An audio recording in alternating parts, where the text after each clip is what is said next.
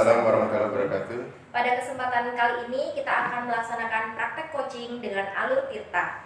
Nah, di sini ada Bapak Suryana selaku coach dan juga Bapak Mulyadi Santoso selaku coaching, serta kami berdua, saya Bu Reni dan juga Bu Ella selaku pengamat atau observer. Baik Pak Suryana, sudah siap untuk praktek coaching pada kesempatan kali ini? Insya Allah siap. Baik, sebelum kita mulai praktek coaching, saya akan memberitahu dulu ya tentang penilaian percakapan coaching. Jadi di sini nanti ada 4 rubrik penilaian, yang kurang, kemudian cukup, baik, dan juga sangat baik. Begitu ya Pak Suryana? Siap.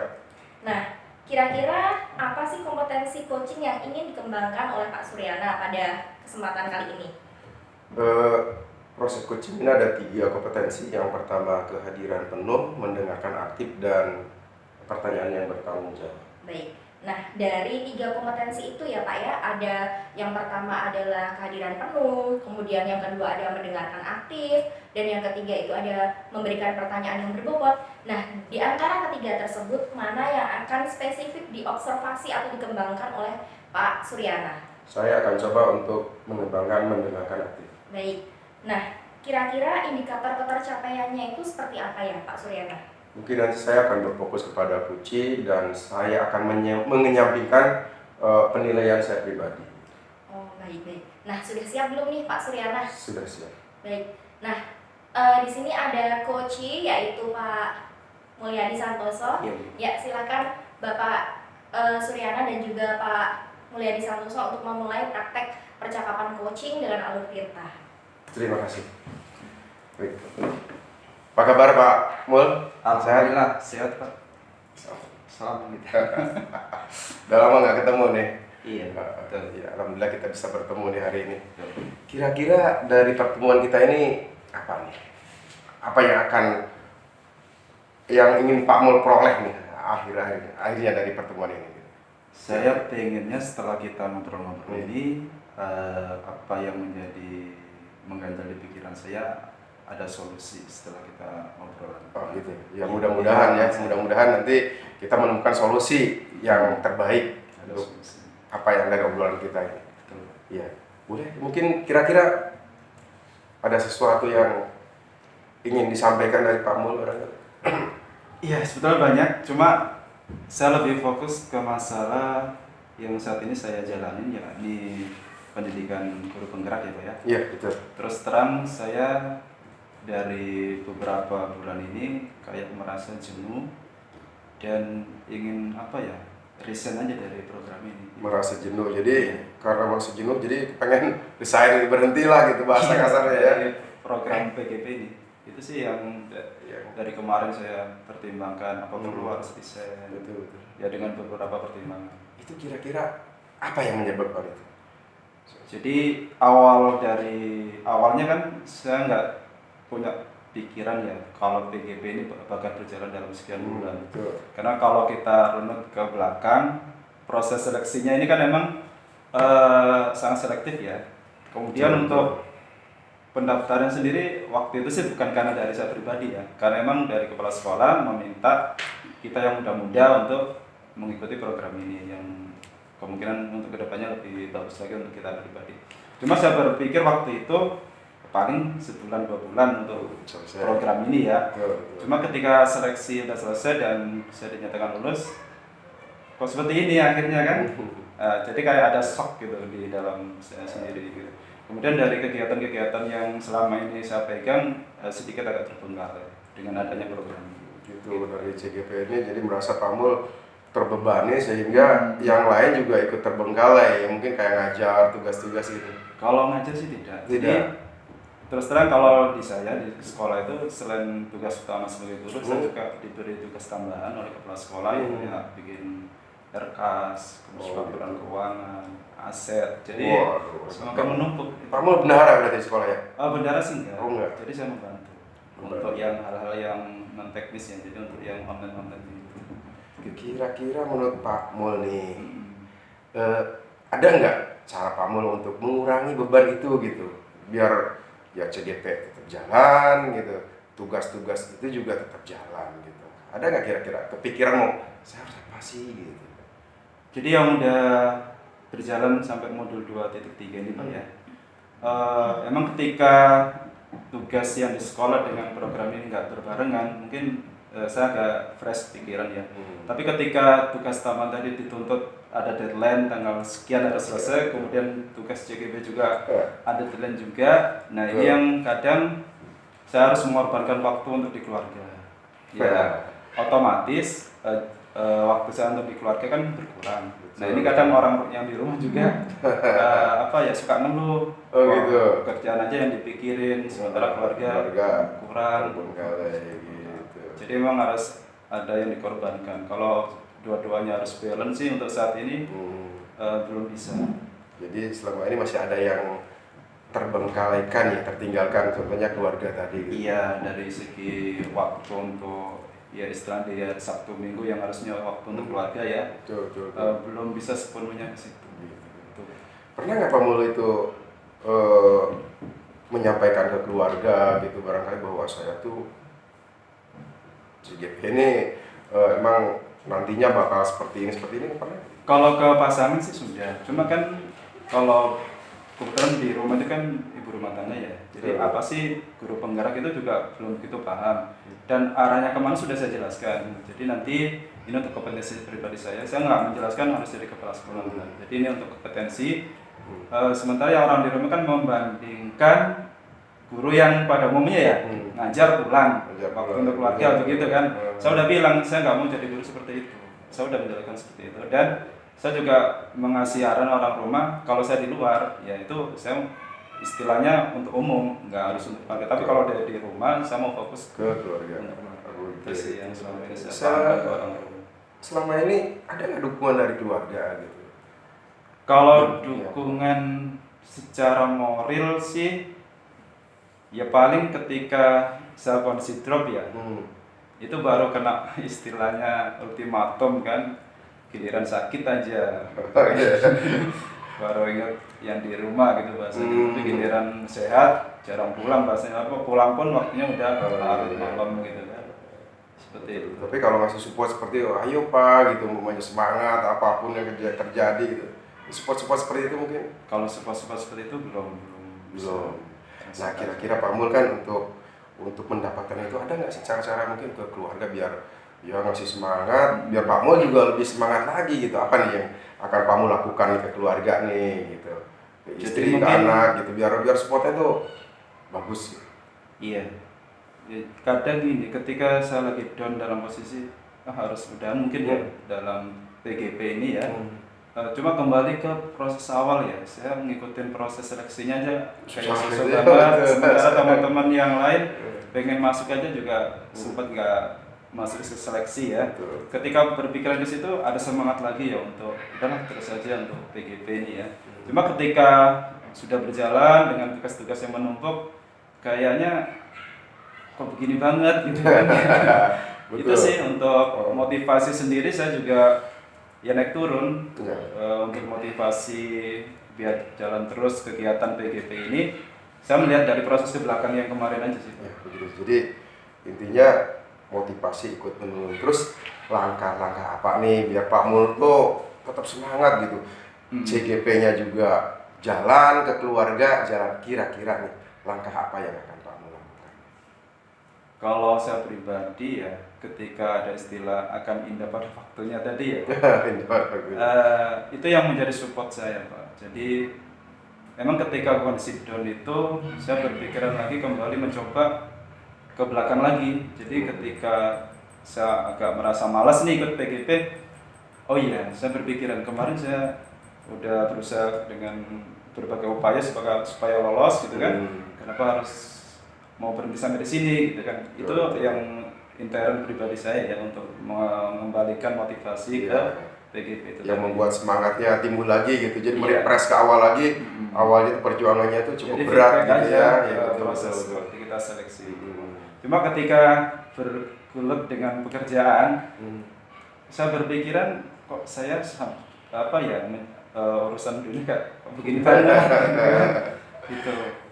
Ini kan bukan masalah urusan dunia aja, itu masalah Iya. kompetensi kita mungkin ya rencananya gitu. Mungkin langkah-langkahnya yang dalam pekerjaan tadi kan memotivasi, yang merefresh lagi ke belakang gitu Iya, kan. benar, Terus Mas. langkahnya mungkin dalam membagi waktu atau apa, kira-kira Pak Mul gimana tuh? Jadi kalau manajemen waktu emang terus terang selama ini kalau ada pekerjaan-pekerjaan yang deadline, saya di sekolah nggak pernah pulang. Kenapa? Kalau di rumah udah beda, kita nggak bisa fokus ya. Ntar ada aja anak yang Betul. kita jalan-jalan lah Hmm. kemana kan. Jadi emang selama ini kalau ada pekerjaan yang sama-sama ada deadline dengan tanggal yang hampir bersamaan, paling saya larut malam baru pulang. Jadi Pak Mul yang pertama mungkin solusinya Manajemen baru waktu, ya. merefresh ke belakang bahwa ini tuh perjuangannya berat gitu ya. Mm-mm. Masa udah kesini mau resign itu, mau down gitu kan. Hmm. Yang kedua mungkin ya itu mengorbankan waktu yang satu, mungkin pulang lebih Agak larut, agak Iya. lambat dari biasanya gitu. Betul. Mungkin ada lagi mungkin solusi-solusi yang lain yang pernah Pak Mul pikirkan gitu, mungkin apa gitu yang kira-kira bisa bagi waktu tadi, sudah merefresh, sudah coba, mungkin ada hal-hal yang lain. Iya, saya butuh apa ya? Sebetulnya butuh teman yang bisa diajak saling mendukung dalam latihan, teman yang sesama PGP gitu yang saling mensupport. Sebenarnya saya butuh hal itu ya. Memang selama ini kita kan jarang ini ya, jarang ketemu paling di dunia maya gitu kan. Jadi ikatan batin sih belum begitu ini banget ya. Jadi nggak ada istilah kayak soulmate banget, belum nggak ada sih. Jadi komunikasi antar PGP ini masih belum berjalan gitu, masih kurang-kurang. Belum intens ya. Jadi saling menguatkan itu belum kan. Keinginan apa yang ingin Pak Mul peroleh dari lingkungan PGP tadi, CGP? Jadi saya pengennya sih teman-teman itu saling menguatkan ya. Ayo kita lulus bareng istilahnya ya, kita sampai tahap finish gitu ya. Saling mendukung. Ya paling nggak kita pengen ada komunikasi. Kira-kira apa sih yang kendala-kendala yang dihadapi? Kan selama ini kita tidak ada. Ya. Jadi kita berjalan mengalir begitu aja seolah-olah nggak ada kendala. Komunikasi masih belum intens banget mungkin ya. Iya, tentang menanya ke diri kita sendiri, ada nggak kendala yang dihadapi sampai ke detik ini? Kan nggak ada selama ini. Cuma nanti menjadi masalah nggak lagi ketika luring kayak begitu meninggalkan keluarga lagi, gimana nih Pak Mul? Maksudnya gitu. Iya, berarti kalau intens komunikasi dengan teman-teman PGP ini kan harus tambah waktu lagi gitu. Menurut kamu gimana Pak? Kalau komunikasi itu kan sekarang bisa dengan berbagai cara ya, bisa di meskipun nggak harus bertatap muka kalau untuk teknisnya sih. Karena selama ini kan nggak pernah dibahas seperti itu. Betul, ya paling nanya-nanya sedikit-sedikit gitu ya. Seolah-olah semua baik-baik saja kan. Keluhannya belum disampaikan. Seolah-olah gitu kalau saya perhatikan. Jadi intinya pengennya ada komunikasi antara CGP gitu ya. Iya, saling menguatkan. Saling menguatkan. Jadi saling support kalau Iya. ada yang merasa agak down dengan program ini, yaudah ya kita Saling support kita. Ayo Pak Mul gitu ya. Ayo kuat lagi, semangat Itu lagi. paling tidak ada apa ya, suplemen untuk kembali ke ya itu tadi semangat tadi. Pernah nggak ada kejadian yang sampai deadline sampai lupa gitu mengupload tugas-tugas ini? Saya pernah istilahnya cuek dalam artian udahlah biarin nggak lulus. Sempat pada Seperti itu posisi ya. seperti itu. Cuma ketika Bu Kris mengasih masukan-masukan, saya udah tahap di sini gitu kan. Sementara kembali ke feedback yang proses tadi ya, sayang kalau harus berhenti. Ya semua dikasih motivasi. Tapi intinya dari fasilitator juga ada dukungan ya, ada support ya. Ya walaupun dari teman-teman juga tetap ada. Mungkin Pak Mul harapkan belum full gitu ya, belum sepenuhnya gitu karena mungkin komunikasinya masih jauh gitu. Ada solusi lain gitu. Barangkali yang membuat hati Pak Mul untuk plong tuh, saya tuh pengennya begini loh, begini gitu. Ada nggak gitu yang selain tadi kan tadi udah refresh gitu kan, terus komunikasi dengan teman-teman lebih intens lagi gitu, membagi waktu tadi sudah juga. Kira-kira pasti hal yang paling Pak Mul rasakan akan membuat saya lebih semangat lagi gitu. Ya mungkin dukungan keluarga juga sih. Memang selama ini belum ada. Iya, betul. Jadi orang di rumah itu istilahnya cuek dengan kondisi di kantor. Memang saya dari awal udah bilang urusan kantor nggak usah bercampur bahasanya ya. Yang penting saya pulang dalam kondisi sehat. Intinya ke situ. Kira-kira apa yang Pak Mul tadi saya pernah sampaikan juga, dukungan penuh dari keluarga tuh pengennya seperti apa sih biar ayo masih semangat terus, nggak ada bapak ini gitu waktunya pulang malam ini malam udah sakit aja keluarga gitu. Iya. yang Pak Mul inginkan dari keluarga, dari anak dan istri yang benar-benar dukungan penuh gitu. Jadi maunya itu kalau saya pribadi mengerti tentang kondisi pekerjaan saya. Jadi jangan sampai kan pemikiran orang di rumah itu guru itu ya cuma ngajar pulang. Padahal udah saya jelaskan, saya bukan seperti guru seperti itu. Jadi saya nggak mau setelah ngajar pulang tapi nggak ada kesibukan lain. Saya udah jelaskan bahwa di sekolah itu ada tugas tambahan dari kepala sekolah seperti ini. Sebenarnya udah ya menyampaikan ke keluarga, ke istri bahwa tidak seperti guru-guru yang lain, kita punya tanggung jawab yang lain juga begitu ya. Jadi cuman jangan asal datang ngajar pulang gitu. Ya, kita mendidik anak-anak memang dengan berbagai cara. Kalau mungkin saya tarik kesimpulan setelah kita komunikasi ini, merasa ada nggak kira-kira solusi Pak? Udah terpecahkan belum nih? Itu udah mulai terbuka nggak saya harus ngapain gitu? Ya kalau untuk harapan saya rencana-rencana yang tadi udah bisa disampaikan, ya mudah-mudahan kalaupun itu bisa terlaksana dengan baik, mungkin bisa mencerahkan. Artinya ketika kondisi saya lagi down tadi, mungkin bisa membuat saya lebih semangat lagi untuk menyelesaikan modul yang belum kita pelajari. Pernah Pak Mul bicara ke temen CGP gitu, ya komunikasi, minta tolong dong kalau ada apa-apa saya kasih kabar. Kalau misalnya saya kok lagi kurang fokus apa gitu komunikasi dengan teman-teman CGP biar ada support gitu, biar pernah mengeluh maksudnya curhat gitu ke teman-teman itu. Oh, kalau mengeluh ke teman sih belum. Paling kalau untuk sharing pertanyaan-pertanyaan tugas, ya kadang pernah untuk sharing-sharing ya tugas. Ini seperti apa sih mas tugas? Tapi sementara ini pencerahan dari teman-teman membantu kamu? Kalau teman sekedar menginformasikan tugasnya nanti seperti ini, itu aja. Kesulitan saya pribadi nggak saya ungkapkan, jadi cuma garis besarnya aja. Tidak mencoba untuk mengungkapkan? Enggak, karena mungkin chemistry-nya belum terbentuk ya. Jadi saya berusaha jangan sampai permasalahan saya diketahui orang lain, itu aja untuk menghindari seperti itu. Betul. Jadi kalau masalah lainnya masih ada yang dikip juga gitu ya, tidak terbuka gitu ya. Baik Pak Mul, kita udah panjang lebar nih ngobrol nih dari awal. Tadi bagaimana keluhan Pak Mul, mungkin setelah kita obrolan ini bisa lega gitu pikiran Pak Mul, kedepannya saya harus ngapain gitu. Jadi motivasinya lebih hebat lagi. Mudah-mudahan nanti kita pantau lagi setelah apa yang ingin Pak Mul laksanakan tadi kan merefresh gitu, komunikasi dengan keluarga, terus komunikasi dengan teman-teman CGP ya gitu, lebih intens lagi, lebih kuat lagi ikatannya gitu kan, sehingga apapun yang kita keluhkan ya ada umpan balik dari teman-teman mungkin gitu ya nanti. Ya mudah-mudahan coba kita nanti lihat ke depan setelah pertemuan ini, mungkin beberapa minggu ke depan kita pantau ada kemajuan atau tidak.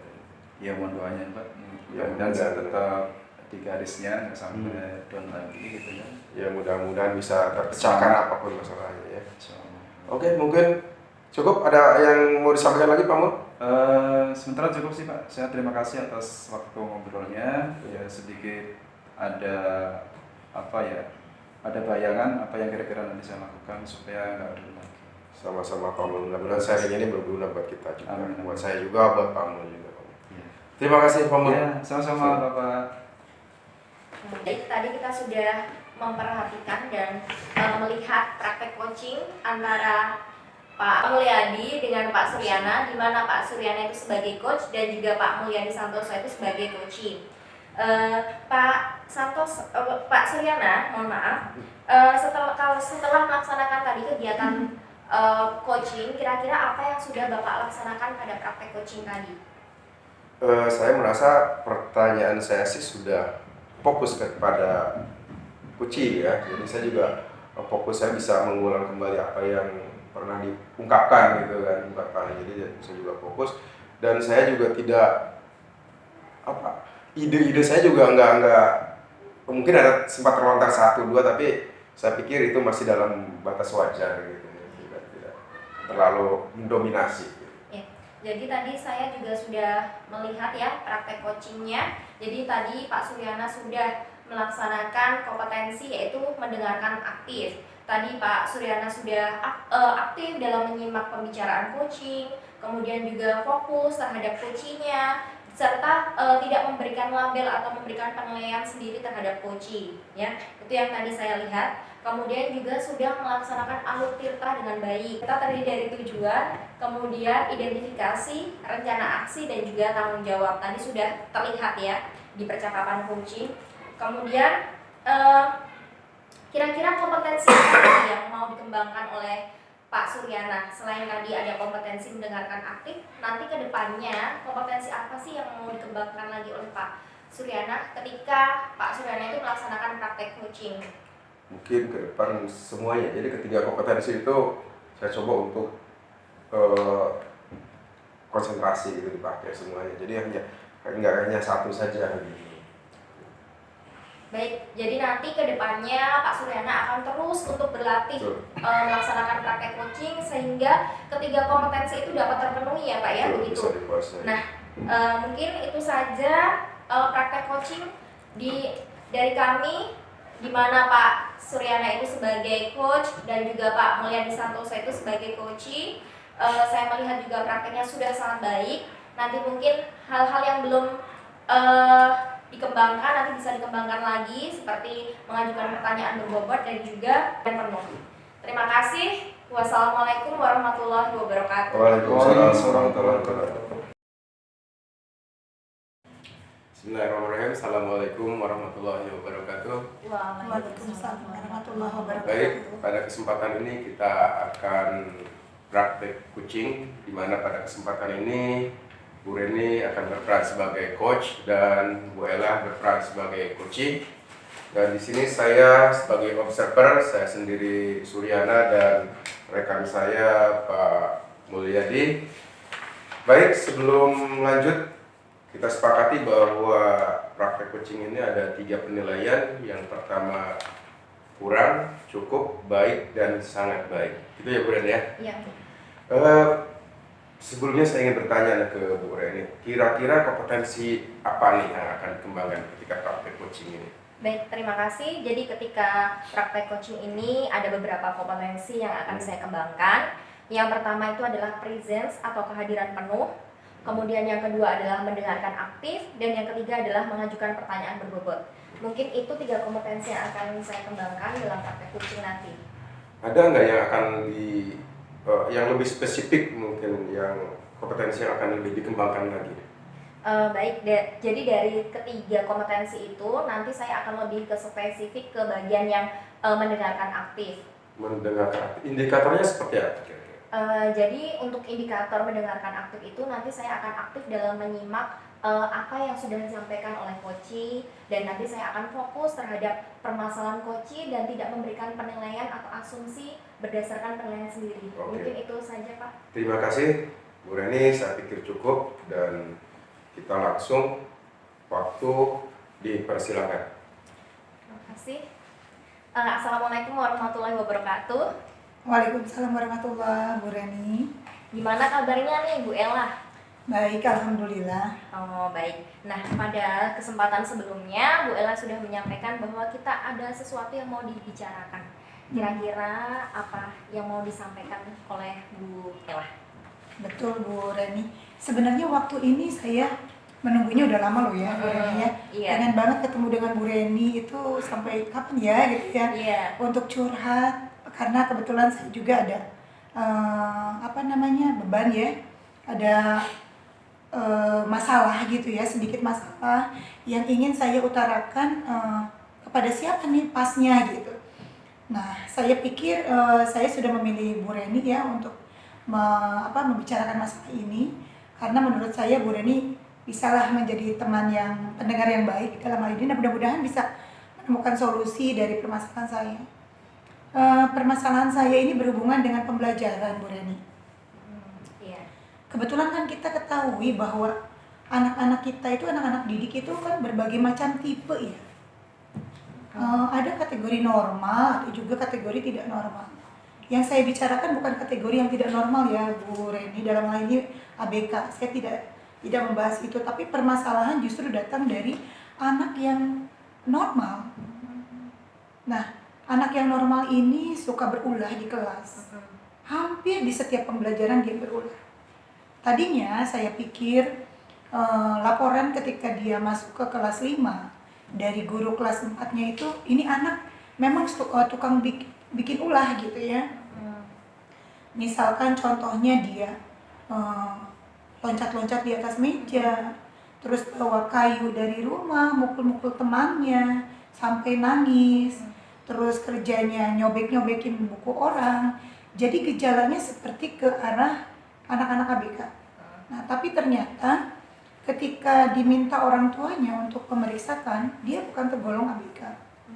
Nah, ketika saya memegang dia menjadi murid saya di kelas 5, setelah melanjutkan dia di kelas-kelasnya, saya pikir dia mulai berubah, Bu Reni.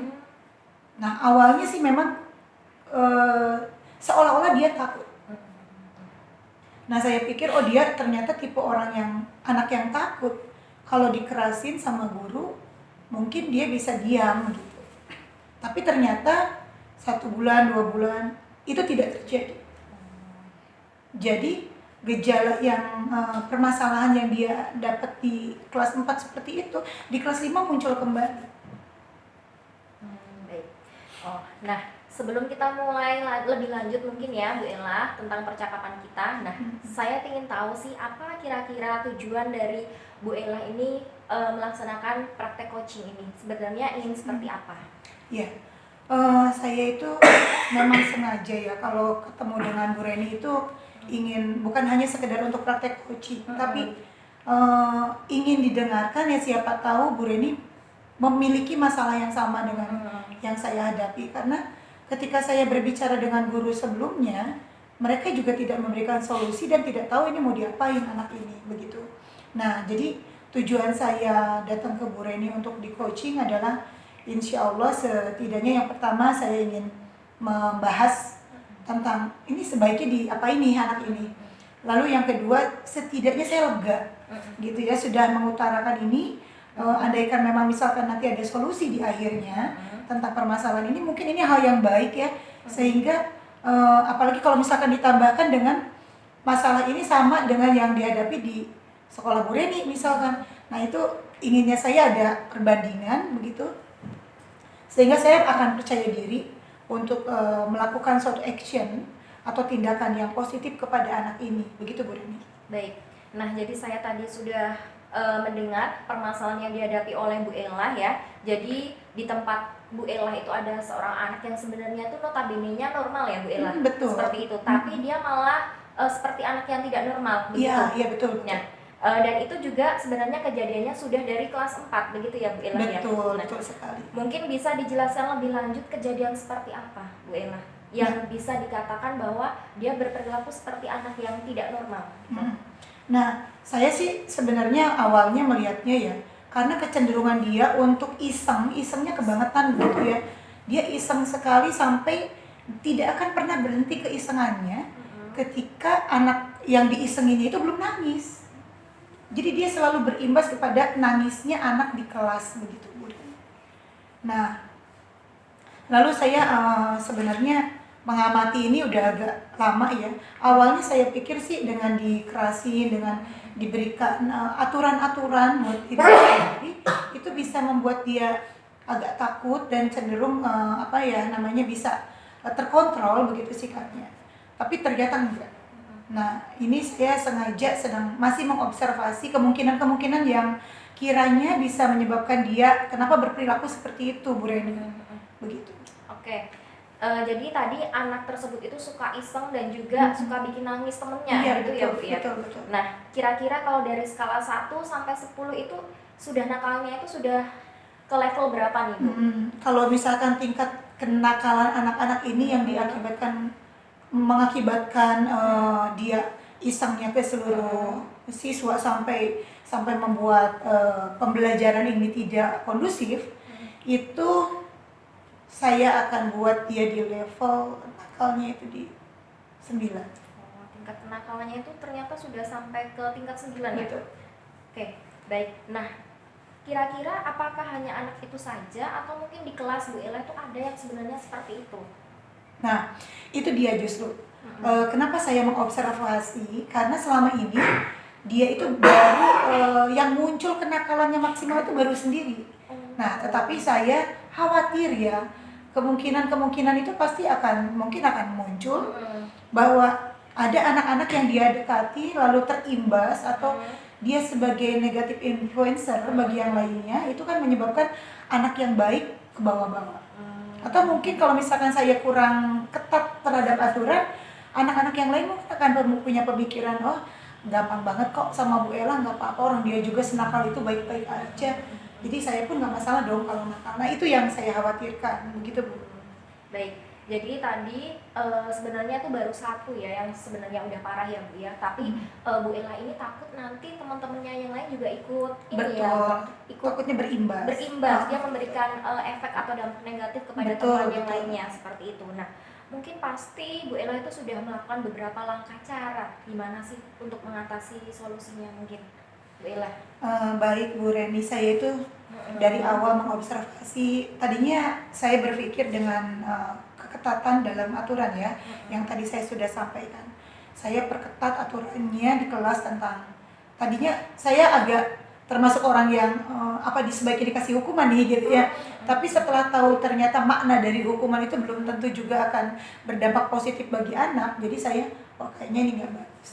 Nah, lalu ketika saya mempelajari tentang kebutuhan dasar peserta didik, nah di sini saya mulai muncul nih Bu Reni, sudah mulai muncul ternyata mungkin dia ada salah satu kebutuhan dasarnya yang kurang bagi anak ini, karena kan selain dia juga butuh secara fisik untuk makanan, supply segala macam ya, dia juga mungkin dari segi kasih sayang juga butuh. Akhirnya saya sekarang mencoba untuk meneropong lebih jauh tentang bagaimana kondisi keluarganya gitu Bu Reni. Karena yang saya lihat ketika anak-anak yang lain kemarin kan ada program untuk makanan bergizi ya. Nah dia itu nggak pernah bawa. Padahal sudah diberikan angket atau kertas yang untuk kehadiran dia membawa makanan bergizi. Jadi semuanya kosong tanpa ditandatangan oleh saya, karena artinya dia tidak mengikuti aturan itu. Dia tidak membawa makanan, kerjanya cuma ngeliatin aja. Kan kita yang jadi kasihan ya. Nah, tapi bukan hanya ngeliatin, dia juga ngisengin orang lain. Jadi makanan orang diaur-aur sampai jadi nangis begitu. Nah, lalu selanjutnya juga ini saya mencoba untuk meneropong lebih jauh itu karena ngelihat dia dari makanan berarti ibunya kurang perhatian.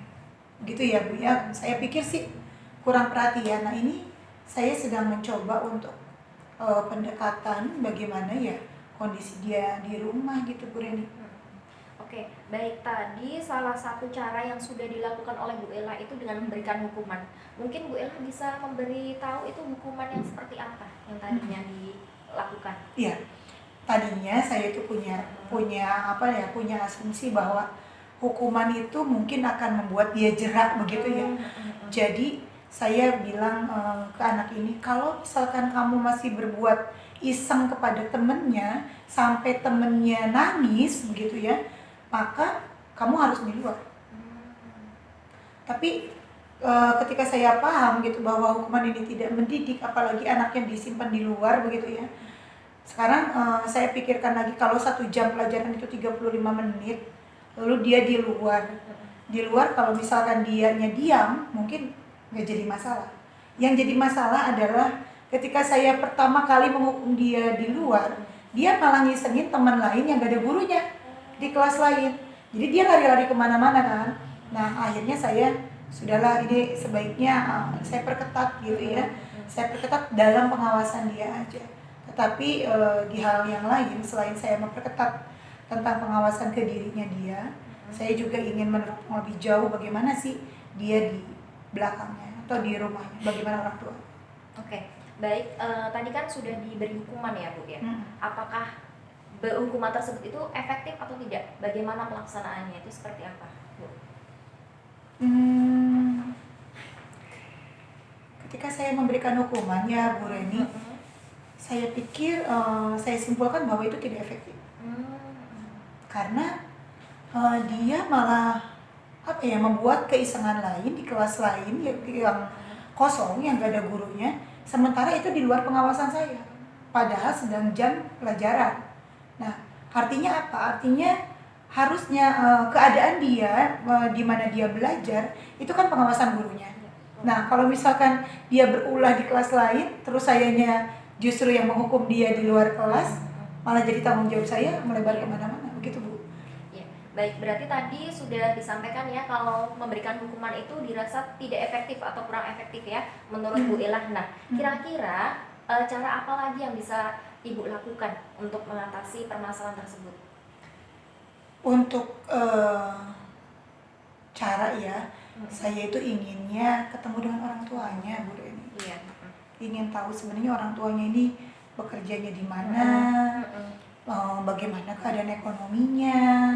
Karena selama ini saya panggil belum pernah hadir. Jadi artinya sampai detik ini saya belum berhasil untuk bertemu langsung dengan orang tuanya. Saya pernah bertanya, mama kamu ada? Ayah kamu ada? Artinya dia, anak ini masih memiliki lengkap orang tua. Nah, kedepannya sih rencana saya ingin bertemu dengan orang tuanya dan berbicara tentang bagaimana anak ini, dan mudah-mudahan dengan menyamakan persepsi kedepannya akan ada perubahan dari diri anak ini. Baik.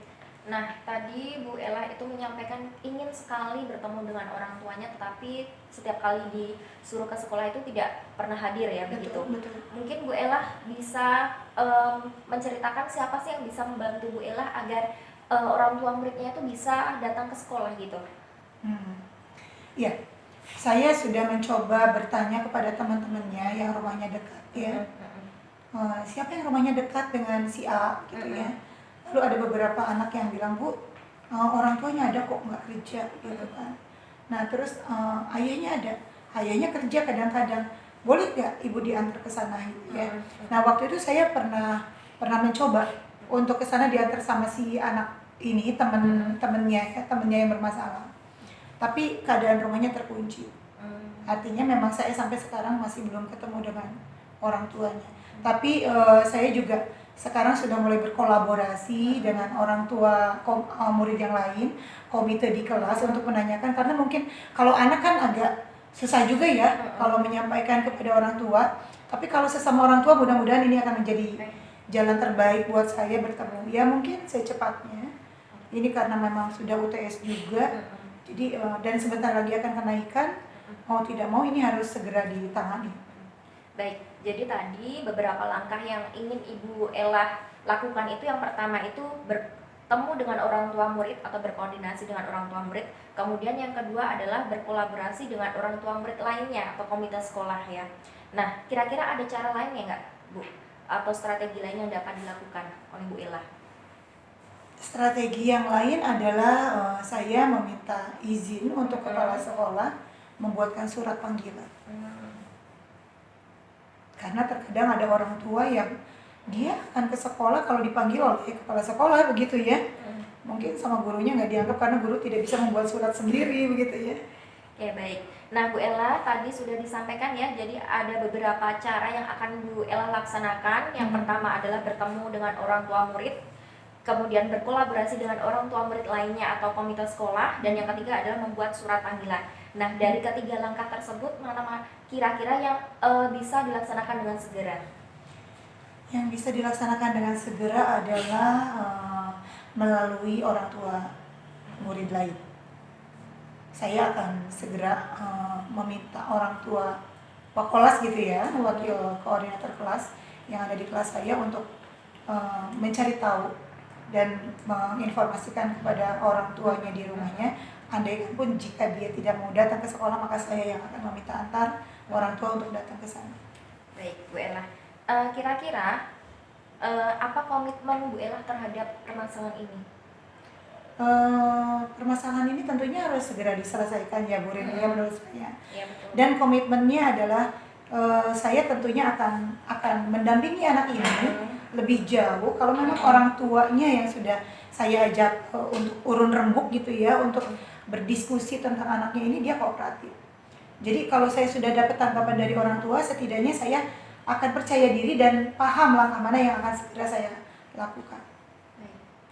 Nah, kira-kira bagaimana perasaan Bu Leh setelah kita melaksanakan praktek coaching pada kesempatan hari ini? Ya, ternyata ya setelah coaching ini beban saya agak sedikit berkurang ya Bu Reni. Dan saya jadi tambah mantap nih Bu Reni ya, tambah percaya diri, akan segera ya sesegera mungkin saya melakukan, nggak boleh lama-lama mungkin sebelum UAS harus segera dilakukan karena anak ini memang calon generasi penerus bangsa. Tentunya dia harus kita kendalikan, harus kita awasi semaksimal mungkin sehingga ketika saya melepas dia untuk naik ke kelas 6 itu nggak terlalu terbebani, insya Allah. Jadi saya terima kasih nih Bu Reni sudah berbicara panjang lebar dengan Bu Reni, sudah mengemukakan unek-unek gitu ya permasalahan ini. Mudah-mudahan cara yang tadi saya sudah sampaikan, yang sudah Bu Reni kumpulkan menjadi langkah saya lebih percaya diri untuk menyelesaikan permasalahan ini. Ya. Terima kasih Bu Ella. Tadi saya juga sudah merangkum beberapa langkah-langkah yang akan Bu Ella tempuh nanti, dan menurut saya itu sudah sangat baik sekali ya. Saya juga sudah tidak sabar untuk melihat bagaimana sih perkembangan dan juga hasilnya.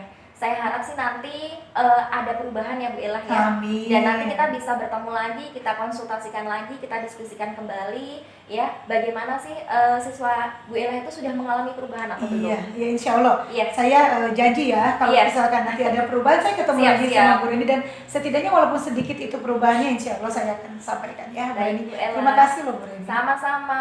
Assalamualaikum Bu Ella. Waalaikumsalam warahmatullahi wabarakatuh. Makasih Bu Ya, Reni. sama-sama. Baik, terima kasih Bu Reni, Bu Ella, luar biasa ini. Gimana perasaannya Bu Reni? Alhamdulillah. Kira-kira senang ya? Udah plong gitu ya? Iya. Bu Ella juga plong ya, permasalahannya. Insya Allah, ya. insya Allah. Kira-kira Bu Reni apa yang sudah Bu Reni lakukan terhadap Bu Ella? Tadi saya sudah sedikit menyimak dengan baik ya apa permasalahan yang sudah dihadapi oleh Bu Ella ya. Jadi ternyata di sekolah Bu Ella itu ada siswa yang sebenarnya itu dikategorikan dia normal, tetapi dia berperilaku yang tidak normal, dan keisengannya itu sudah di level 9 ya Bu Ella ya, melebihi teman yang lainnya. Jadi takutnya itu Bu Ella dia tuh temannya itu terbawa arus yang tidak baik gitu. Betul. Memang luar biasa sekali. Tadi saya juga melihat, saya mencatat juga bagaimana proses coaching tadi dari mulai awal tujuannya, juga menggali ya bagaimana dari tadi membuat pertanyaan yang sangat berbobot luar biasa. Jadi digali terus hingga keluar sendiri nanti solusinya dari Bu Ella, dari coaching. Itu udah bagus, sangat-sangat inspiratif juga, pertanyaannya juga sangat-sangat berbobot. Selanjutnya kira-kira potensi apa lagi Bu Reni yang akan dikembangkan selain yang tadi gitu? Mungkin untuk kedepannya saya akan terus berlatih coaching, kemudian ada beberapa kompetensi yang nanti akan saya penuhi, seperti mengajukan pertanyaan berbobot. Itu mungkin nanti jadi PR buat saya juga, karena untuk mengajukan pertanyaan berbobot itu susah ya sebenarnya Pak. Jadi saya harus terus berlatih agar nanti bisa menjadi seorang coach yang baik mungkin ya. Kira-kira sekarang ini Bu Reni berada di level berapa? Mungkin kalau dari level berapa sampai 1 sampai 10 lah. 1 sampai 10 sih saya mungkin masih di 8 ya Pak. 8. Nah nanti saya ingin berusaha bisa sampai level 10 insya Allah nanti. Siap, masih ada 2 lagi yang harus dilewati tapi Iya. juga cukup bagus. Mungkin itu yang bisa saya sampaikan. Terima kasih semuanya. Assalamualaikum warahmatullahi wabarakatuh. Waalaikumsalam. Mas dulu ya.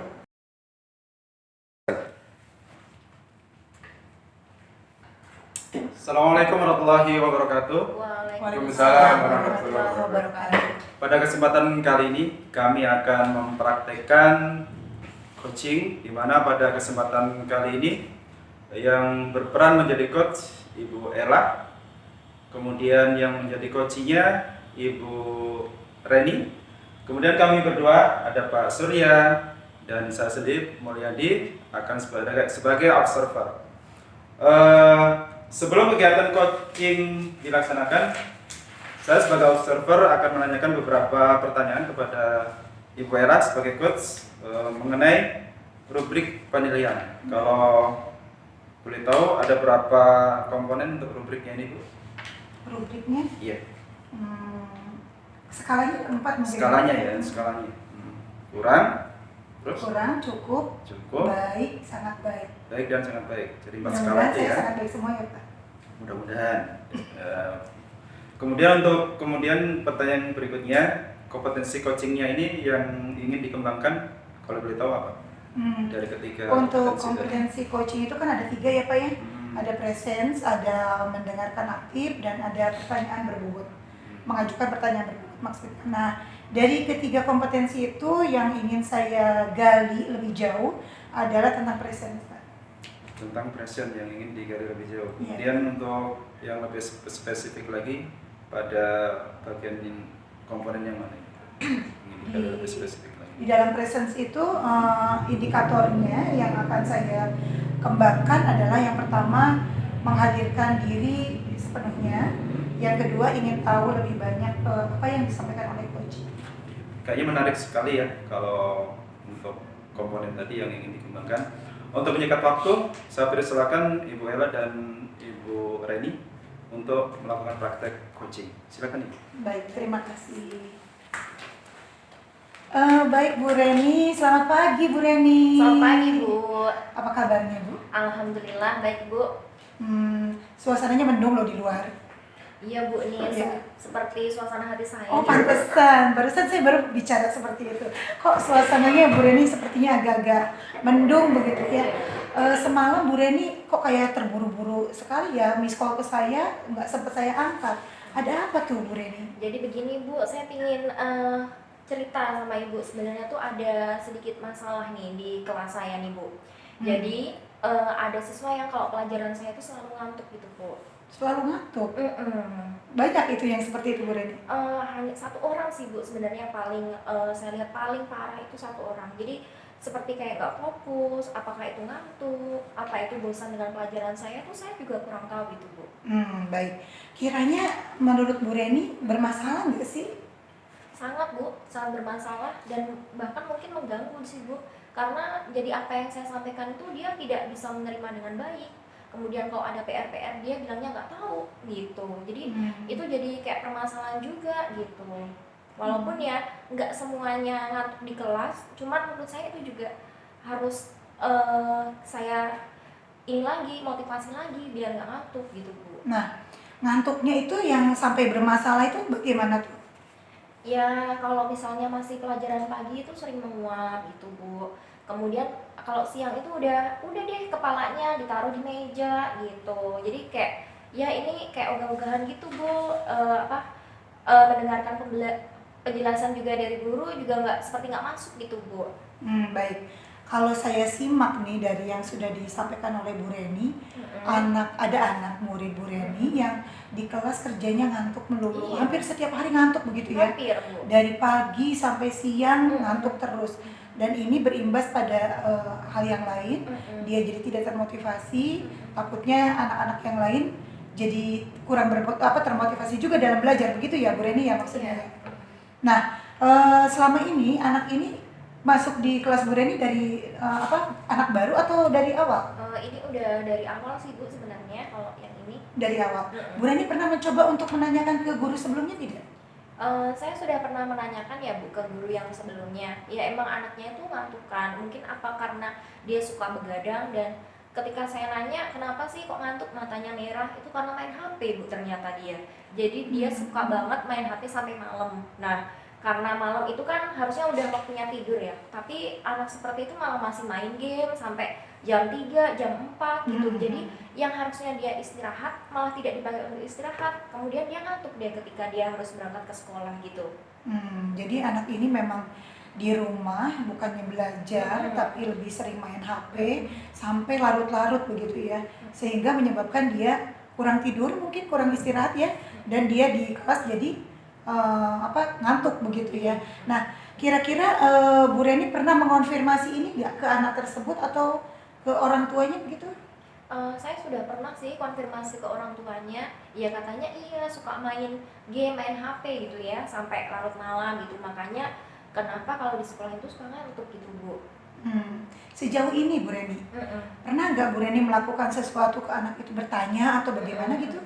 Saya sudah pernah kayak konsultasi dengan guru yang lain, misal mungkin dia tuh nggak ngantuk ketika jam pelajaran olahraga atau jam pelajaran yang lain, atau mungkin ngantuknya hanya ketika jam pelajaran saya aja gitu ya Bu. Jadi saya coba nanya ke guru-guru yang lain, ya katanya sama sih Bu, suka ngantuk juga gitu. Jadi apa mungkin karena efek suka main HP sampai malam atau bagaimana gitu.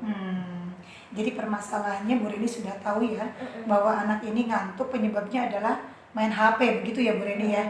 Nah, upaya yang telah dilakukan oleh Bu Reni setelah tahu bahwa anak ini yang menyebabkan ngantuknya itu adalah karena kelebihan main HP, itu apa Bu Reni? Ada upaya yang pernah dilakukan? Iya, udah pernah Bu. Jadi saya sudah pernah konsultasi juga dengan orang tua murid.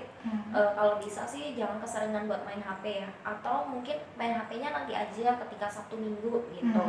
Ya alhamdulillah sih sudah dilaksanakan dengan baik. Cuman lama-lama masih begitu lagi, tak ulang lagi gitu Bu. Karena memang dari anaknya juga punya kebiasaan yang kurang baik gitu. Jadi kalau misalnya HP-nya diumpetin, kadang marah gitu.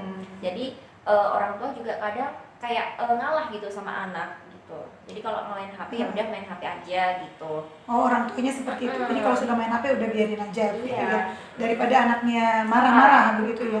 Nah, sejauh ini kira-kira ketika dia marah, Bu Reni pernah menampung jawaban dari orang tua enggak? Maksudnya anak ini marahnya sebagaimana berbahayanya gitu di rumah. Sampai orang tuanya kok bisa mengalah.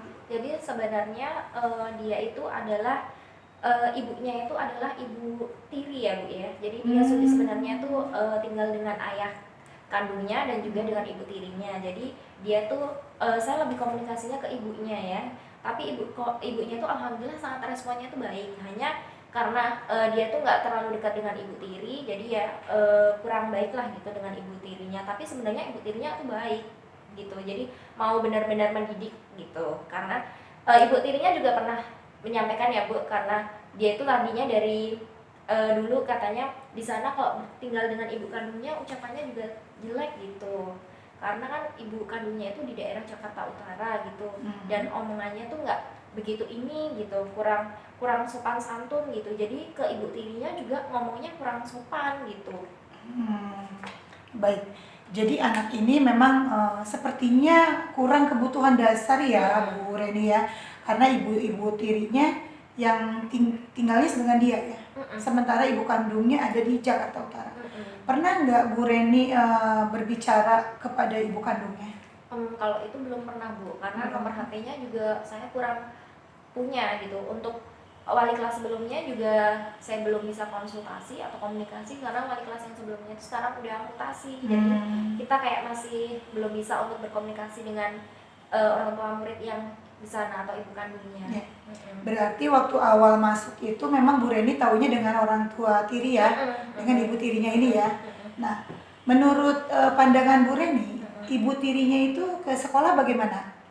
Kalau untuk ibu tirinya itu alhamdulillah bagus ya, maksudnya sangat support, sangat mendukung. Dia juga malah sangat mendukung bagaimana saya berperilaku kepada anak tersebut. Jadi bukan kemudian marah, enggak, dia juga mendukung. Iya Bu, kadang memang kalau di rumah saya kasih tahu gitu, jangan main HP terus, kadang ngeyel Bu, kadang ngebantah Bu gitu. Jadi memang dari anaknya sendiri gitu. Kalau ibu tirinya tuh malah justru support gitu terhadap apa yang sudah dilakukan oleh guru, atau misalnya dia menyembunyikan HP, itu mereka sangat support sebenarnya. Kalau misalkan yang saya tangkap nih, ibu tirinya ini support ya dengan pembelajaran anak ini, dia mendukung sepenuhnya, kooperatif juga ke sekolah begitu ya. Nah, tapi anak ini yang tidak nurut ya sama ibu tirinya. Nah, selama orang tua tiri atau ibu tirinya ini kooperatif ke sekolah, lalu dia kayaknya menerima dengan usulan kita, pernah nggak Bu Reni mengemukakan usulan-usulan bagi anak ini agar tidak melakukan hal yang sama di rumahnya? Pernah Bu. Tapi Seperti ketika apa? dikonfirmasi, misalnya kamu jangan suka marah-marah sama ibu tiri atau apa gitu kan, dia menjawabnya enggak, saya nggak pernah begitu gitu. Jadi apa yang disampaikan anak sama apa yang disampaikan oleh orang tua itu berbeda gitu. Kira-kira upaya yang Bu Reni lakukan kalau memang itu dianggap belum maksimal, ada nggak sih cara lain? Kemarin sih saya melaksanakan pembelajaran berdiferensiasi ya Bu ya. Karena dia juga ngantuk karena suka main HP malam-malam. Jadi saya mencoba untuk melaksanakan pembelajaran berdiferensiasi. Tapi alhamdulillah di situ dia kayak termotivasi ya untuk mengikuti kegiatan pembelajaran. Atau mungkin karena dia baru tahu tentang model-model pembelajaran, atau mungkin dia baru tahu tentang media-media, jadi dia tertarik gitu untuk melaksanakan. Mungkin dari itu juga sih Bu. Nah, kalau misalkan Bu Reni tadi sudah sampaikan ya bahwa dia dengan pembelajaran berdiferensiasi ternyata dia tertarik gitu ya. Apakah dengan dia tertarik dengan pembelajaran berdiferensiasi dengan media-media yang Bu Reni tadi sudah upayakan, apakah terlihat ngantuknya ini berkurang apa tidak Bu Reni? Sepertinya sih berkurang Bu, karena dengan pembelajaran berdiferensiasi itu saya minta anak untuk melakukan proyek gitu kan. Kemudian saya coba untuk mendampingi anak. Sepertinya dia sudah sedikit untuk ngantuknya itu kurang gitu. Kalau pembelajaran seperti biasa klasikal itu kan hanya mendengarkan gitu kan. Kemudian kalau ada pertanyaan bertanya. Tapi kalau dengan pembelajaran berdiferensiasi yang kemarin saya laksanakan, dia sudah mulai kayak termotivasi gitu. Apalagi kalau kita mulai bikin proyek-proyek gitu, dia sudah mulai ngantuknya mungkin berkurang, jadi kayak termotivasi gitu Bu. Oke. Bagus banget ya itu ya. Nah, rencana ke depan nih Bu Reni ya, dengan tadi ya kesimpulannya bahwa anak ini dengan adanya pembelajaran yang berubah dari Bu Reni mengubah pola pembelajaran yang tadinya pembelajaran klasikal menjadi pembelajaran yang berdiferensiasi, lalu mengubah media pembelajaran yang semakin aktif gitu ya, active learning bagi anak-anak, lalu mengadakan proyek-proyek di mana proyek ini kan tidak satu kali pembelajaran selesai begitu ya Bu Reni. Nah, lalu anak ini ngantuknya berkurang nih, artinya upaya Bu Reni nggak sia-sia dong. Nah, dari upaya Bu Reni yang sudah dilakukan, apabila saya tulis dalam skala persentase 0 sampai 100%, kira-kira Bu Reni berupaya ini sudah di tingkat berapa persen nih Bu Reni? Sepertinya sih di tingkat 70% nih Bu. 70%. Iya. Oke, baik. 70% udah lumayan ya Bu Reni. Iya. Ya sudah lumayan lah, artinya ada hal yang signifikan berubah ya ke arah yang lebih baik dari permasalahan ini. Nah, kira-kira Bu Reni maksimal Bu Reni punya target untuk mengubah anak ini agar betul-betul menjadi pribadi yang sesuai dengan yang Bu Reni inginkan, standarnya bahwa pembelajaran itu anak aktif, tidak ngantuk gitu ya, anak bekerja terus senang begitu. Nah, kira-kira targetnya itu mau mencapai berapa persen? Kalau target 100% itu mustahil ya Bu ya. Jadi mungkin saya hanya bisa mentargetkan sampai maksimal itu 90-95 gitu.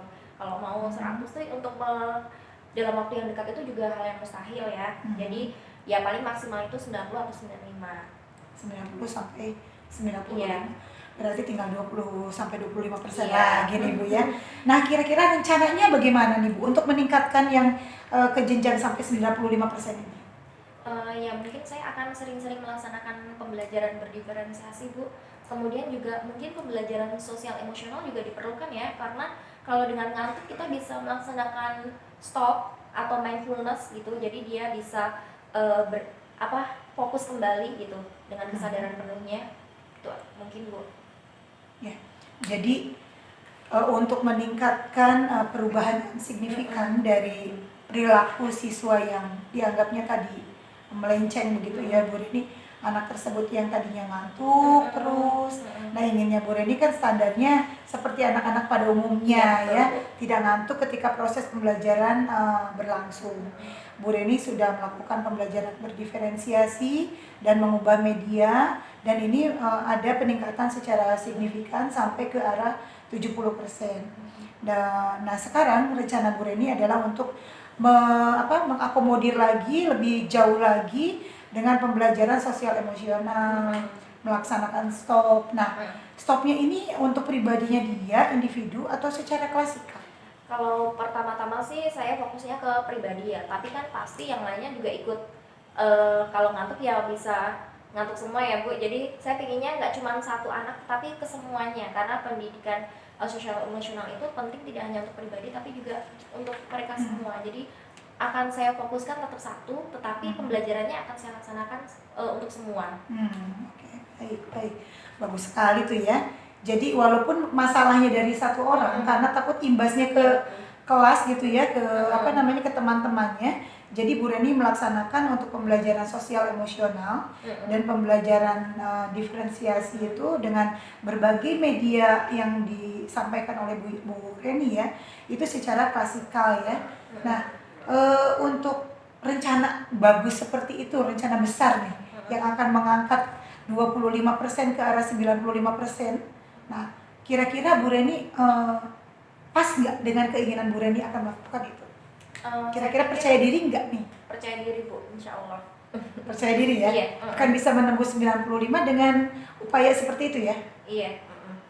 Oke, baik. Nah, kalau memang seperti itu, selaras dengan keinginan yang diinginkan oleh Bu Reni dan tentunya nanti berdampaknya kepada hal yang positif ya. Lalu menurut Bu Reni ada nggak sih di sekeliling lingkungan Bu Reni ini akan mendukung upaya Bu Reni? Tentu saja mungkin kepala sekolah ya, saya harus berkoordinasi juga dengan kepala sekolah, kemudian rekan-rekan sejawat, dan juga murid-murid yang pasti nantinya akan membantu saya untuk melaksanakan kegiatan tersebut. Termasuk juga dukungan dari orang tua dari anak tersebut, Bu. Oke, artinya ada hal yang berkesinambungan ya dari beberapa faktor-faktor di luar itu ya. Oke, baik Bu Reni, kira-kira rencananya akan melakukan ini kapan ya? Akan segera saya laksanakan sih Bu. Mungkin nanti ketika kita masuk lagi, ketika pembelajaran di bulan puasa, di bulan Ramadan, mungkin saya juga akan mulai untuk melaksanakan pembelajaran berdiferensiasi dan pembelajaran sosial emosional. Karena kan biasanya kalau di bulan puasa itu ngantuknya tingkatnya lebih tinggi ya Bu ya. Jadi harus segera saya mulai nih Bu nanti kalau kita udah mau masuk lagi. Baik. Saya sangat setuju sekali ya dengan apa yang disampaikan oleh Bu Reni. Memang sepertinya pembelajaran itu tidak akan bermakna kalau memang anak juga sosial emosionalnya itu tidak diolah ya. Jadi bukan hanya sekedar pembelajaran berdiferensiasi, tapi juga pembelajaran sosial emosional, di mana dilengkapi dengan sarana prasarana, anak juga disediakan dengan proyek-proyek. Wah, luar biasa. Saya kayaknya nggak sabar deh menunggu rencana besar Bu Reni ini ya. Dari yang kita sudah lakukan percakapan ini, kira-kira ada nggak sih yang hasilnya membuat Bu Reni bagaimana gitu? Apa masih ada terbebani atau sudah bagaimana Bu Reni? Saya merasa sangat terbantu dengan coaching dengan Bu Ella itu, karena saya merasa Bu Ella lah tempat saya bisa mencurahkan keluh kesah saya. Jadi tadi Bu Ella benar-benar sudah membantu saya untuk menemukan solusi-solusi permasalahan saya sendiri. Saya sangat senang Bu, terima kasih Bu Ella. Sama-sama, perasaannya udah plong ya? Alhamdulillah udah plong. Wah, luar biasa. Saya juga sangat senang bisa mendampingi Bu Reni dan saya tentunya tidak sabar untuk melihat rencana besar seperti apa sih proses pembelajaran berdiferensiasi dan sosial emosional dikolaborasikan dengan strategi dan media-media yang bagus. Boleh dong nanti saya ke sekolahnya. Siap Bu. Ya, boleh ya. Iya, boleh Bu. Ya. Terima kasih Bu Reni, ini sangat luar biasa. Tentunya mudah-mudahan apa yang sudah kita bicarakan banyak manfaatnya. Terima kasih sudah mau curhat dengan saya. Sama-sama, dan mudah-mudahan sukses besok upayanya 95% di tangan ya. Demikian ya Bu Reni ya, terima kasih banyak sudah ada kesempatannya. Assalamualaikum. Waalaikumsalam Bu. Sudah Ibu? Sudah. Alhamdulillah. Sebelumnya saya ingin menanyakan beberapa hal ya Bu, dari proses coaching tadi. Di awal sebelum proses coaching tadi kan ada beberapa indikator yang ingin ditingkatkan. Betul. Apakah setelah proses coaching ini sudah dijalankan? Iya, selama proses coaching tadi saya berupaya untuk menghadirkan pikiran dan perasaan sepenuhnya nih Pak ya. Apa sih ini masalahnya, bagaimana dari Bu Reni ini ternyata beliau betul-betul memiliki permasalahan yang berhubungan dengan peserta didiknya di kelas. Sebenarnya kalau misalkan kita lihat permasalahan ngantuk ini bukan suatu permasalahan yang besar, tapi karena berdampak kepada pembelajaran di kelas dan berdampak kepada teman-temannya, jadi hal ini ditakutkan menjadi besar begitu Pak. Dan saya berusaha untuk menyimak betul-betul, memahami dengan permasalahan yang dihadapi oleh coaching saya. Ya betul Pak, seperti itu. Lalu saya pun ingin tahu sebenarnya upayanya bagaimana, lalu seberapa jauh sih pemahamannya dalam melakukan upaya itu. Jadi tadi alhamdulillah dari Bu Reni semuanya sudah muncul ya. Dari pengamatan saya pribadi memang dari tahapan tirta tadi sudah dilakukan dengan baik. Pertanyaan terakhir Bu, dari kompetensi awal tadi ya, ada nggak kompetensi lain yang ingin Ibu kembangkan?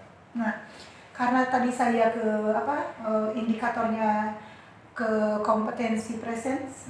Nah, mungkin nanti saya akan melatih praktek coaching saya ya agar lebih baik lagi, dan tentunya saya ingin mengembangkan kompetensi yang lain, bukan hanya di present saja tapi juga di mendengarkan aktif dan bagaimana bisa mengajukan pertanyaan-pertanyaan yang berbobot kepada coachee, sehingga kalau ketiganya itu dikolaborasikan, praktek coaching ini akan lebih bagus. Ya memang ini menjadi PR kita bersama ya Bu. Jadi biar bagaimana kita bisa mengaplikasikan kegiatan coaching ini untuk teman-teman kita atau murid-murid kita di kelas atau di tempat kita berkelas. Saya pikir itu cukup Ibu ya untuk kegiatan hari ini. Terima kasih. Demikian praktek coaching dari kami, semoga bermanfaat. Terima kasih. Baik, Assalamualaikum warahmatullahi wabarakatuh. Waalaikumsalam warahmatullahi wabarakatuh. Pada kesempatan siang kali ini kita akan melaksanakan praktek coaching tentang demonstrasi kontekstual dalam praktek coaching yang kali ini akan dibawakan oleh Pak Mulyadi dan Pak Suryana. Dalam hal ini Pak Mulyadi akan berperan sebagai coach dan Pak Suryana akan berperan sebagai coachee. Selanjutnya untuk tim observer akan dilakukan oleh kami. Saya dengan Ibu Ella Nutella dan Bu Reni akan melaksanakan pengamatan selama praktek coaching itu berjalan. Baik, di sini saya akan berbicara dengan Pak Mulyadi. Apa kabarnya Pak Mulyadi? Alhamdulillah sehat Bu. Pak Mulyadi, untuk praktek coaching kali ini kita berbicara tentang rubrik penilaian yang akan dibahas dalam praktek coaching yang Pak Mulyadi ini. Ada 4 skala penilaian. Di skala yang terendah kita ada kurang, lalu cukup, menanjak yang lebih tinggi lagi pada skala baik, dan paling tinggi skala sangat baik. Ya Pak Mulyadi. Lalu kiranya pada saat pelaksanaan coaching nanti kompetensi apa yang akan dikembangkan oleh Pak Mulyadi? Terima kasih Bu. Untuk kegiatan coaching kali ini, saya berusaha ingin mengembangkan kompetensi yang present untuk menghadirkan sepenuhnya dalam proses coaching. Presence ya Pak ya? Baik, untuk yang kompetensi presence yang Bapak sudah pilih akan diobserver oleh kami, kiranya indikator ketercapaian seperti apa Pak yang akan Bapak kembangkan? Untuk indikatornya, saya lebih ingin fokus ke menghadirkan diri sepenuhnya kepada apa yang proses coaching ini, indikatornya. Cukup itu saja Bapak? Sama ingin mengetahui lebih jauh apa yang dialami oleh coaching. Oke, baik. Kalau begitu silakan Bapak untuk melaksanakan praktek coaching, dan kami juga bersiap-siap untuk menjadi observer. Pak Mulyadi sebagai coach dan Pak Suryana sebagai coachee. Dipersilakan. Selamat menyaksikan. Terima kasih Ibu. Assalamualaikum Pak Suryana. Waalaikumsalam warahmatullahi wabarakatuh. Bagaimana kabarnya? Alhamdulillah sehat Pak Mun. Sebaliknya gimana, sehat? Alhamdulillah sehat. Terima kasih ya sudah menyempatkan hadir di ruangan ini. Sama-sama Pak Mun. Waktu kita tidak banyak nih Pak, sekitar 15 menit ya. Ya sekitar itu. Kira-kira apa nih yang mau kita obrolkan untuk pertemuan kita kali ini? Iya gitu. Dalam pembelajaran sehari-hari itu kan kadang banyak anak-anak yang sudah bagus, ada yang juga belum. Saya tuh ada masalah di kelas 2. Nah, anak ini sama sekali belum bisa baca gitu, nulis aja susah gitu. Jadi saya tuh kesulitan ngajarin dia itu, dan termasuk guru kelasnya juga begitu. Dan kami berbicara dengan mereka, dengan guru kelas, dengan guru mapel yang lain juga, ya belum ketemu gitu mesti ngapain gitu Pak. Jadi seperti itu. Jadi dalam obrolan kita kali ini kita akan mendiskusikan tentang permasalahan di kelas 2 yang sepenuhnya belum bisa baca. Iya, seperti itu. Itu yang akan kita bahas kali ini ya. Kira-kira dalam obrolan kita nanti apa yang ingin Bapak dapatkan? dalam Ya, ukuran 15 mudah-mudahan ada menit. solusi gitu barangkali ya bisa menemukan jalan biar gimana anak ini bisa berkembang gitu Pak. Bisa berkembang ya, indikatornya bisa mulai menulis, membaca gitu. Bisa menulis, membaca ya. Iya, soalnya udah 2 tahun Pak, sekarang udah semester 2 masih begitu. Jadi pada awalnya ketika kelas 1 itu kan ketika rapat kami berharap bahwa di kelas 2 itu ada peningkatan gitu. Tapi ternyata sampai sekarang itu belum ada peningkatan Pak. Oke. Kalau boleh tahu nih Pak, kalau kita bicara level ya antara 1 sampai 10. Untuk di kelas 2 ini levelnya di kisaran berapa untuk baca tulisnya? Level anak saya itu Iya. Yang itu mau masih ditingkatkan di level 2 itu masih rendah sekali. itu mayoritas anak? Kalau mayoritasnya udah bagus, cuman ada beberapa anak yang seperti ada 2-3 orang yang masih kurang. Tapi yang satu ini emang levelnya tuh di 2 gitu, masih rendah sekali. Di level 2? Iya. Kalau boleh tahu, Bapak ingin ke level berapa nanti? Yang pada posisi level 2 ini? Minimal ningkat ke level 6 lah gitu. Harapannya nanti Harapannya bisa ke betul. level 6, harapan Bapak. Bisa ada peningkatan lah. Kalau boleh tahu nih Pak, anak yang bisa dianggap bisa membaca tulis itu yang seperti apa sih? Apakah yang udah paham huruf, apa yang udah beberapa kalimat, atau seperti apa? Kalau Iya. gambaran Bapak. Kalau kelas 2 ini kan udah lumayan lama ya ikut pembelajaran. Jadi mestinya sudah bisa menulis, membaca dan mayoritas emang udah bisa membaca gitu. Jadi ketika kita coba untuk baca ya ngerti, menulis ngerti gitu. Ya hanya ada 1-2 anak ini yang tidak ikut menulis gitu. Kalau menulis makanya dipisahkan nih, anak yang satu ini yang kurang benar itu duduknya dipisahkan di depan gitu. Dengan harapan ya menjadi motivasi buat dia untuk berusaha. Tapi belum ada keberhasilan sampai sekarang gitu. Kalau boleh tahu, selama ini dalam kegiatan pembelajaran di kelas seperti apa yang udah Bapak lakukan?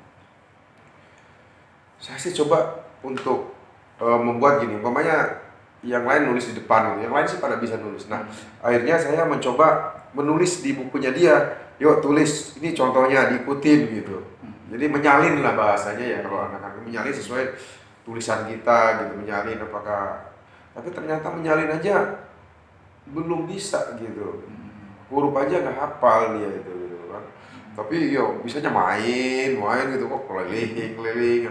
Nakal sih tidak, cuman gimana dibilang ABK, kami juga belum punya surat dari ABK. Emang sih pernah guru kelasnya itu mengajukan ke orang tuanya bahwa ini harus dites gitu. Tapi selama ini orang tuanya yang menganggap itu hal biasa, anaknya normal gitu. Kalau pergaulan sehari-hari itu di luar itu ya ngobrol nyanyi bisa gitu, hafal nyanyian malah gitu, nyanyi gitu, berani gitu. Jadi untuk selama ini yang dilakukan Bapak, adakah diferensiasi gitu ya antara yang tadi di level 2 tadi Iya, dengan yang betul. udah lancar untuk membaca dan menulis? Betul, kalau yang lain di belakang duduknya normal, ini dipindahin ke depan gitu. Iya, jadi kita lebih cenderung memberikan aksi lebih kepada dia gitu. Kira-kira ada lagi nggak selain yang hal-hal yang tadi Bapak ceritakan untuk kegiatan biar memicu anak ini perkembangan motoriknya ya bisa lebih berkembang lagi untuk baca tulisnya? Saya belum mencoba sih Pak. Mungkin kalau dulu pernah katanya kalau anak biar cepat bisa nulis meremas-remas kacang hijau apa gitu ya, tapi saya belum pernah mencoba sih gitu, atau supaya bisa baca seperti itu saya juga belum pernah mencoba juga gitu. Kira-kira ada nggak rencana yang ingin Bapak lakukan untuk biar anak yang tadi belum terlalu bisa membaca dan menulis tadi bisa naik ke level yang Bapak harapkan tadi? Kalau saya kan Rencana guru mapel ya, artinya pertemuan itu hanya 2 kali dalam seminggu, itu sangat kurang menurut saya. Lebih dominan itu kan guru kelasnya ya, wali kelas. Mungkin saya akan coba mencari solusi bersama wali kelas untuk cari jalan apa sih yang terbaik gitu. Mungkin dengan ya kayak tadi tuh bisa meremas kacang hijau yang mentah itu atau beras katanya, itu bisa menguatkan tangan sehingga terbiasa anak-anak untuk menulisnya tuh mudah katanya sih seperti itu, atau mungkin metode lainnya. Saya juga kurang tahu ke guru kelasnya itu apakah sudah memberikan pelajaran tambahan atau belumnya. Saya juga kurang tahu Pak sebenarnya. Iya, jadi rencana Bapak ingin berkolaborasi dengan guru Iya. kelasnya ya, Betul, dengan betul. yang ya sebetulnya itu kan di luar teknis ya, Iya. remas apa tadi yang kacang hijau, Kacang hijau atau beras atau apalah gitu. Selain yang hal tadi yang rencana seperti yang Bapak infokan tadi, ada nggak rencana lain selain hal itu tadi? Ya mungkin saya sih untuk itu saya coba koordinasi dengan wali kelas atau guru yang lain. Mungkin guru kelasnya bisa menambah jam lebih untuk khusus untuk dia itu ada pembelajaran lebih. Biasanya setelah jam pulang kan coba saya akan konsultasikan dengan guru kelasnya untuk bisa memberikan pelajaran tambahan gitu. Minimal untuk menulis gitu. Jadi untuk rencana kedepannya selain berkolaborasi dengan guru kelas, Bapak berharap bahwa si murid ini diberi jam tambahan ya, di luar Betul, di luar jam belajar. mungkin 1 jam gitu ya. Apakah hal ini sudah dikonfirmasi juga nanti ke orang tua murid? Takutnya ketika nggak dikonfirmasi miskomunikasi ya, kok anaknya belum pulang, apa sudah dikonfirmasi untuk? Belum Pak, ini kan baru rencana saya ke wali kelas mengajukan gitu bagaimana bisa nggak gitu memberikan pelajaran tambahan kepada anak ini, apalagi sekarang masih ada 1 semester ya, masih setengah semester lagi berarti kan, biar bisa naik ke kelas berikutnya, ke kelas 3 gitu. Soalnya saya juga khawatir nih anak ini, malah saya sendiri ke wali kelas ini, ya udah nih si ini nggak usah dinaikin, toh nggak bisa apa-apa gitu. Terus dari anaknya nggak ada usaha, dari keluarganya, orang tuanya juga nggak ada usaha gitu. Tapi kalau kan dari kami itu dari sekolah sendiri sudah memberikan waktu untuk yuk dites psikologinya seperti apa, apakah termasuk ABK atau tidak. Kalau ABK kan tidak boleh tidak naik, harus naik gitu kan. Gitu. Jadi kami ada alasan untuk tidak menaikkan anak gitu. Kalau ini tidak ada surat ya mau nggak mau bisa aja kemungkinan kalau kesepakatan bersama mengharapkan dia tidak naik, bisa aja tidak naik gitu. Karena belum bisa apa-apa benar. Ya kalau saya pelajaran olahraga mungkin ketika praktek ya saya kasih nilai gitu. Tapi menulis itu nggak ada sama sekali. Kalau kelas 2 kan begitu nulis, Pak nilai gitu. Ini nggak pernah saya nilai. Emang ada beberapa anak tapi tidak separah yang satu ini. Kalau boleh tahu berapa anak yang mengalami hal seperti yang ada? Yang parah ini 1 yang nggak bisa, yang 2-nya itu bisa menulis cuman lambat gitu, tapi bisa.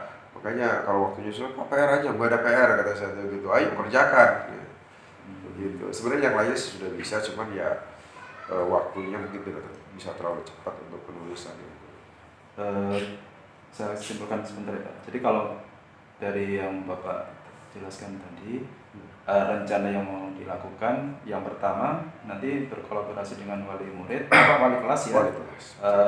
untuk yang praktek tadi yang merawat kemas apa? Iya, coba untuk si kacang hijau atau beras, atau nanti menambah jam belajar lebih. Pelajaran betul.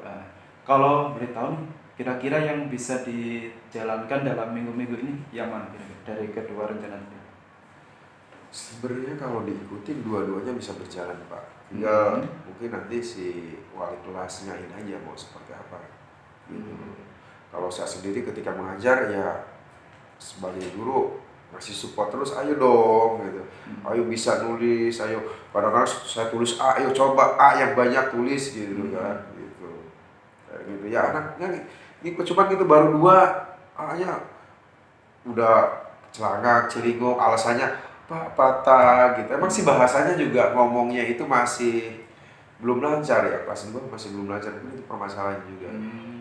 Jadi ngomongnya itu masih nggak jelas untuk kelas 2. Jadi secara fisik mungkin kelihatan anak ini biasa. Secara fisik normal, yang lainnya normal. ya. Iya. Cuma di kendalanya untuk baca tulisnya. Baca tulis sama berbicara. Oh, berbicara. Iya, juga. ada tambahan mungkin tadi berbicara, lupa saya menyampaikan bahwa berbicaranya juga begitu. Jadi kemandiriannya ya Pak ya, kemandirian itu kurang. Kadang-kadang habis pipis itu pakai gespernya aja nggak bisa, jadi bawa Pak Uya nggak Ica bahasanya seperti itu. Kan tali sepatu kusuk Pak Uya, jadi bahasanya nggak panggil Pak Surya lagi, Pak Uya gitu.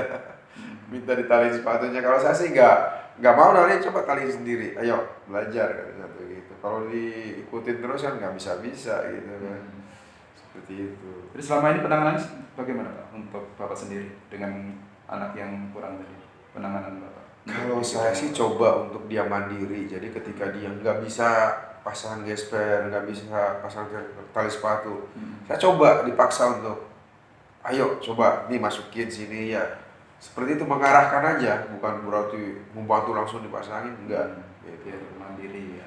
Biar mandiri, Tidak tergantung itu, iya. Oke. Baik Bapak, nggak terasa ya, karena waktu berjalan agak cepat. Kira-kira dari obrolan yang barusan kita lakukan, apa yang Bapak dapatkan? Ya tadi sih sudah saya kemukakan yang itu, mudah-mudahan ya menjadi pencerahan buat saya juga, menjadi jalan buat saya juga, buat temen gitu, biar bisa fokus untuk Newport ya, mendorong anak yang tadi kurang itu. Mungkin obrolan kita nggak cukup sekali ini aja ya. Saya juga penasaran dengan anak Bapak yang di kelas 2 tadi. Mungkin kita butuh waktu seminggu 2 minggu lagi untuk kita obrolkan lagi. Saya juga pengen tahu nih perkembangan anak Bapak tadi. Siap, boleh Pak, nanti kita bisa ketemuan lagi ya. Kita sepakati hari apa? Mungkin 2 minggu atau seminggu lagi ya. Boleh Pak. Saya jadi penasaran dengan anak Bapak. Siap, mudah-mudahan nanti ada perkembangan Pak. Jadi saya juga coba nanti kolaborasi dengan guru kelas, mungkin dengan guru lainnya juga, atau mungkin nanti bisa saja kalau emang ini tidak ada kemajuan ya minta surat dari dokter tertentu, emang spesialis yang psikologi mungkin, untuk minta surat bahwa ini anak ABK gitu kan. Jadi ya kami juga ngasih support ke dia itu ya beda gitu ya, penanganan ABK dengan normal kan mungkin dibedakan. Ya jangan sampai nanti ada apa ya, istilahnya dengan orang tua murid ada gesekan karena ya, status ABK. mudah-mudahan gitu murid juga, orang tua murid juga bisa Iya. mengerti, menerima keadaan anaknya. Baik, karena sebentar lagi kita udah mau masuk. Terima kasih atas obrolannya Pak. Terima kasih supportnya, terima kasih bantuannya Pak Mul, sehat selalu. Terima kasih ya Pak. Terima kasih. Demikian praktek coaching yang telah dilakukan oleh Pak Mulyadi sebagai coach dan Pak Suryana sebagai coachee pada kesempatan kali ini. Baik, saya akan melanjutkan untuk bertanya dengan coachnya, dengan Pak Mulyadi. Pak Mulyadi tadi sudah melaksanakan praktek coach ya? Sudah. Kira-kira Pak Mulyadi bagaimana nih perasaannya nih Pak? Perasaan dari coach ya? Iya. Jadi tadi kan sama coach saya coba menggali apa yang beliau alami. Jadi ternyata di kelas 2 Pak Surya itu ada beberapa anak yang baca tulisnya belum begitu lancar ya, sama bicaranya ya. Iya. Kemudian ada beberapa langkah-langkah tadi yang akan direncanakan dan sudah dilakukan. Nah, untuk kedua hal yang akan direncanakan terutama tentang menambah jam belajar ya, yang dengan berkolaborasi dengan guru kelasnya. Kemudian untuk menguatkan jari-jari anak itu mungkin nanti dibiasakan untuk apa ya, istilahnya menguatkan jari-jarinya dengan meremas-remas biji-bijian ya, kacang hijau gitu. Itu yang direncanakan. Ya, baik Pak, dari hasil pengamatan kami tadi kami lihat Bapak sudah melaksanakan praktek coaching ini dengan sangat baik. Tadi juga dari langkah-langkah atau alur tirta sudah muncul semua. Dari awal ada tujuan, lalu proses identifikasi, lalu masuk ke langkah menyampaikan rencana dan feedback kepada tanggung jawab yang akan dilakukan oleh coach. Nah, lalu dari kompetensi yang tadi di pra observasi kita sudah bicarakan, Bapak tadi fokus kepada presence ya Pak ya, di mana Bapak ingin menghadirkan diri sepenuhnya dan mengetahui lebih lanjut dari jawaban coach. Dan semuanya menurut saya tadi sudah sudah muncul ya Pak ya, sudah tampil ya. Nah menurut Bapak sendiri, apakah Bapak tadi ada kendala atau sudah cukup atau memang ada yang lebih dikembangkan lagi? Untuk saat ini sih cukup, karena ini obrolan kan bersambung ya. Rencana kita 2 minggu lagi. Saya juga penasaran nanti ingin tahu perkembangan anak yang tadi ada beberapa kendala tadi. Jadi ini masih berlanjut untuk obrolan. Baik. Lalu untuk indikatornya nih Pak, Mm-mm. atau ada kompetensi lain yang ingin dikembangkan apabila coaching nanti berkelanjutan nih Pak? Atau cukup di present saja? Mungkin nanti ada beberapa kompetensi lagi ya. Jadi untuk present sih saya coba untuk kali ini mungkin nanti ditambah ke misalnya ke kehadiran penuh. Jadi bagaimana nanti proses coachingnya bisa berjalan dengan baik. Itu harapannya. Baik. Demikian praktek coaching yang telah dilakukan oleh kelompok kami, diantaranya Pak Mulyadi sebagai coach, Pak Suryana sebagai coachee, dan kami berdua, Bu Ella dan Bu Reni sebagai observer dalam hal ini. Terima kasih atas perhatiannya. Wabillahi taufiq wal hidayah. Wassalamualaikum warahmatullahi wabarakatuh. Waalaikumsalam warahmatullahi wabarakatuh.